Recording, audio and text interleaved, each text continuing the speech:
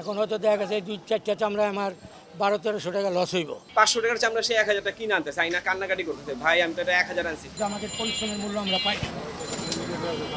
সরকার যে নির্ধারিত করে দিচ্ছে যে রেটটা, সেই রেটও চামড়া তারা কিনতেছে না। আরে লবণ তো দিলে আর কি লাগে, লবণ আর কয় টাকা লাগে?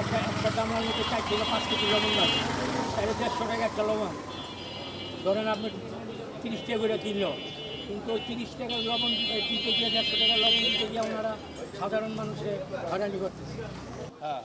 আমরা 4টা চামড়া 3000 টাকায় কিনছি, এখন বিক্রি করে তা আনছি, ওনারা দাম কম বলতেছে, এখন আমার পড়তা হইতেছে না।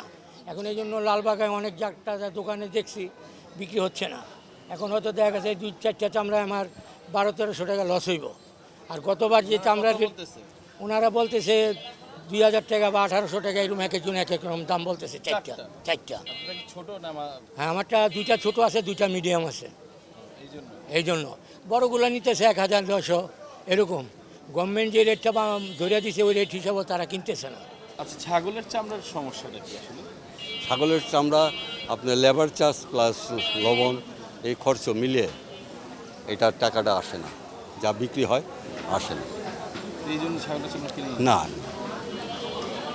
ছাগলের চামড়ার কোনো কাজ হয় না? কাজ হয়, তাহলে কাজ হয়, কিন্তু ওই যে আপনি খরচ ধারণ করার ক্ষমতা নাই, পোষায় না, লাভ হয় না। তাহলে এই আলটিমেটলি কি ছাগলের চামড়া দিনে দিনে কি ফালাই দিবে বা পচে যাবে বা এরকম নষ্ট হবে? এরকম না, কিছু সংখ্যক তো করে, বাজারজাত করে, আপনি সংরক্ষণ করে, আপনি এখনও 70-75% সংরক্ষণ করে অল বাংলা। খুব বড় না, একটা সময় ছাগলের চামড়া 200, 300, 400 টাকা হ্যাঁ, ছিল। ছিল। ওই এখন সময় 10 টাকা। আপনার এটা কোনোভাবে হয়? 10 টাকা 20 টাকা বিক্রি তো 50-60 টাকা, আপনি লেবার চার্জ লবণ দিয়ে 50-60 টাকা পড়ে যায়, আপনি কী করবে? এটা হয় না।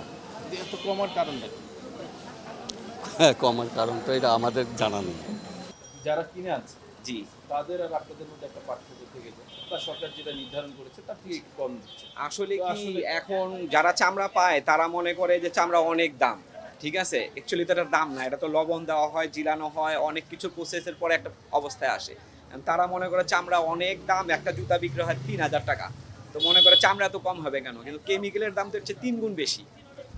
আগে কেমিক্যালের দাম ছিল সমান সমান 50-50, এখন কেমিক্যালের দাম একটা চামড়া থেকে 3 গুণ বেশি। এতে তো কস্টলি, এটা তো প্রসেস করার জন্য যা অনেক টাকা পড়ে যাচ্ছে।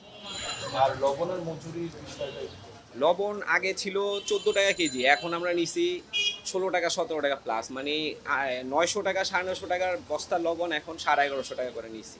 রাত্রেবেলা 1200 বিক্রি হয়েছে।